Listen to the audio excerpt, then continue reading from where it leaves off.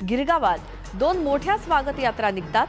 गिरगाव चौक येथून शिवसेना उद्धव बाळासाहेब ठाकरे पक्षाने आयोजित केलेल्या स्वागत यात्रेत अनेक चित्ररथ सर्वांचं लक्ष वेधून घेत आहेत। ढोल ताशांच्या गजरानं सगळा परिसर दुमदुमून गेलाय। पारंपरिक वेशभूषेत नागरिक या शोभायात्रेत सहभागी झालेत।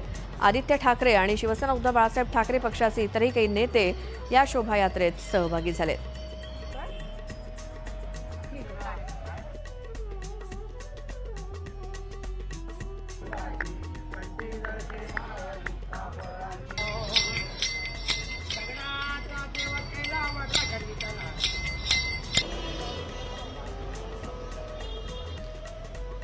तर गिरगावात या 2 शोभायात्रा निघतात। दुसऱ्या शोभायात्रेमध्ये आपण बघितलं आशिष शेलार सहभागी झाले होते। गणपती बाप्पाची विधिवत पूजा करून आरती करून या यात्रेला शोभायात्रेला सुरुवात झाली। सर्वजण पारंपरिक वेशभूषेमध्ये या शोभायात्रेत सहभागी झालेले दिसतायत। तर दुसरीकडे जी गिरगावातल्या मुख्य चौकातनं शोभायात्रेला सुरुवात झाली तिथे देखील मोठ्या संख्येनं तरुण तरुणी आणि शिवसेना उद्धव बाळासाहेब ठाकरे पक्षाचे बरेचसे नेते या शोभायात्रेत सहभागी झाले होते। आदित्य ठाकरे यांना देखील तेव्हा ढोल वादनाचा मोह काही आवरला नाही। डावीकडची दृश्य ही गिरगावातलीच दुसरी शोभायात्रा जिथे मंत्री आशिष शेलार यांनी उपस्थिती लावली। गुढीपाडव्याच्या या शोभायात्रांमध्ये गिरगावचा पाडवा हा अतिशय प्रसिद्ध आहे आणि सोशल मीडियावरती सुद्धा आजपासून आपल्याला बरेचसे याचे फोटोज व्हिडिओज बघायला मिळतील। ढोल वादन असेल, वेगवेगळ्या प्रकारची वाद्यवृंद असतील आणि त्याच्या तालावरती थिरकणारी तरुणाई हे वैशिष्ट्य आहे। पारंपरिक वेशभूषा केलेले म्हणजे 31 डिसेंबर किंवा 1 जानेवारी हे नवीन वर्ष साजरं न करता तरुणाई गुढीपाडव्याच्या निमित्तानं नवीन वर्ष स्वागतासाठी रस्त्यावरती उतरलेली असते आणि हे वैशिष्ट्य आहे गिरगावातल्या या गुढीपाडव्याचं। यंदाचं माय मराठी ही संकल्पना या शोभायात्रेची आहे। त्याचसोबत छावा छत्रपती संभाजी महाराज यांचा पुतळा या शोभायात्रेमध्ये एका चित्ररथातून सामील करण्यात आलाय। ही भव्य दिव्य अशी साकारलेली नेत्रदीपक अशी रांगोळी आणि त्याभोवती असलेले हे ध्वजपथक, ढोल वादक आणि ताशावादक आणि संपूर्णपणे मंत्रमुग्ध करून टाकणारा हा सगळा सोहळा आणि हे ढोल वादन।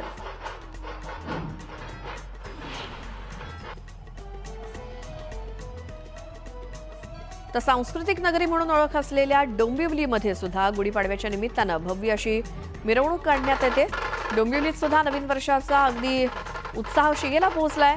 गणेश मंदिर संस्थानकडनं इथे भव्य स्वागत यात्रा काढली जाते। लेझिम पथक, सनई चौघडे, भजन मंडळ, दिंड्या, चित्ररथ यामध्ये सहभागी झाले। गुढीपाडव्याला इथला फडके रोड तरुणाईनं गजबजून जातो आणि यंदा देखील तेच चित्र बघायला मिळालं। रस्त्यावरती भव्य रांगोळ्या काढण्यात आल्या। ढोल ताशा पथक, लेझिम पथक, भव्य फेटे घातलेले नागरिक यांनी शोभायात्रा सजली आहे। डोंबिवलीमध्ये श्रीकांत शिंदे आणि रवींद्र चव्हाण यांनी हजेरी लावली। खांद्यावरती पालखी घेऊन त्यांनी या शोभायात्रेमध्ये सहभाग घेतला। गणेश संस्थान या गणपती मंदिरापासून निघालेली ही शोभायात्रा डोंबिवलीतल्या रस्त्यावरून जेव्हा जाते तेव्हा गणपती बाप्पाची मूर्ती असलेली ही पालखी खांद्यावर घेऊन जाताना श्रीकांत शिंदे आणि रवींद्र चव्हाण।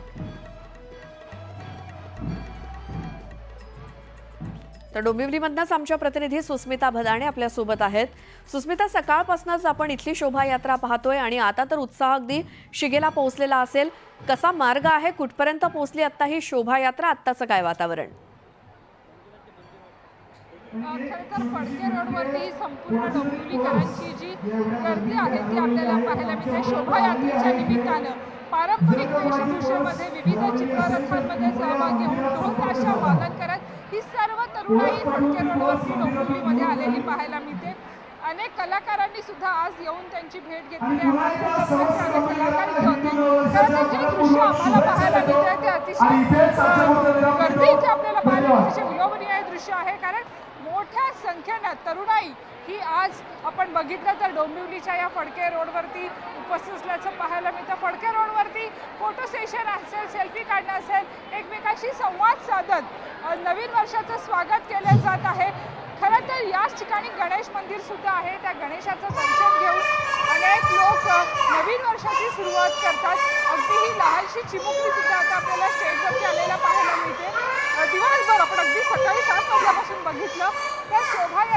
सुरुवात झालेली होती, पालखी निघाली आणि त्यानंतर फडके रोडपर्यंत येताना टप्प्यावरती अनेक लोक यामध्ये सहभागी होत गेले आणि अगदी अशीच एक लहानशी चिमुकली आपल्या सोबत आहे. खरं तर ती सुद्धा साईशा खूप छान सजून आलेली आहे. साईशा, कसं वाटलं तुला चांगलं शोभायात्रा? वाटलं. आणि तू काय बनून आली आहेस? तू काय नेसली आहेस? साडी नेसली आहेस?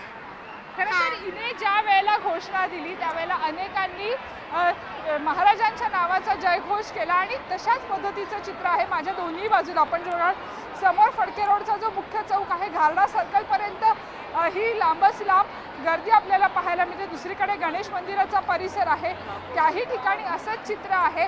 गुढी पारंपरिक पद्धतीने उभारण्यात आलेली आहे.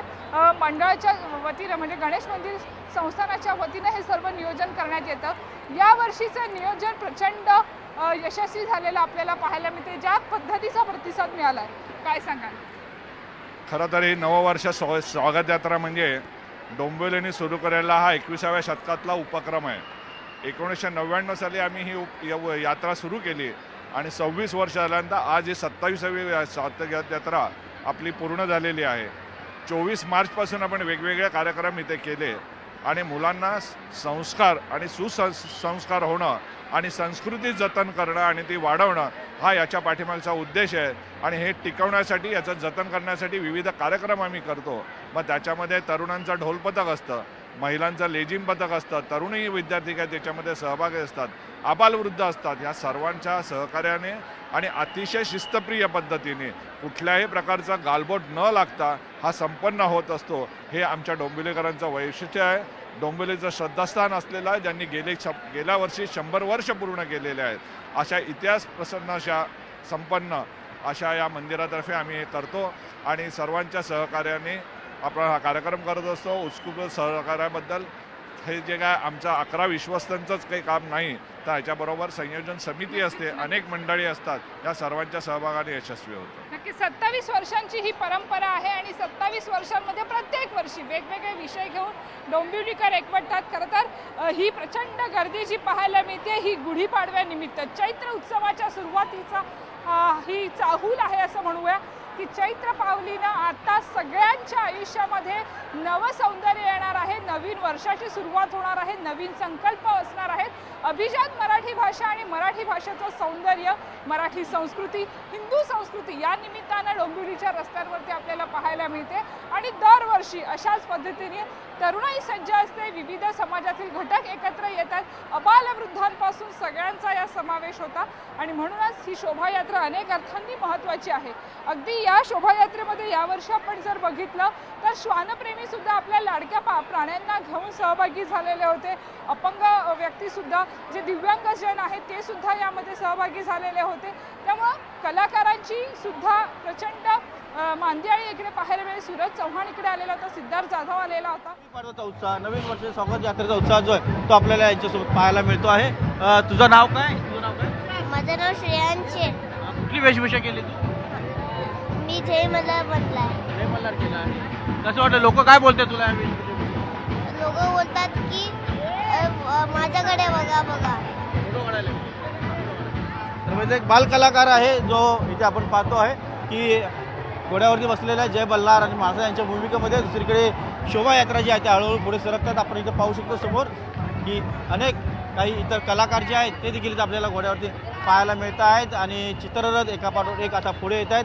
स्वागत यात्रांची एकंदरीत आपण उत्साह जो आहे तो आपल्याला इथे पाहायला मिळतो आहे. संपूर्ण या शोभायात्रेमध्ये घोड्यावरती छत्रपती शिवाजी महाराज आणि म्हाळसा असे सर्व आपल्याला इथे पाहायला मिळत आहेत.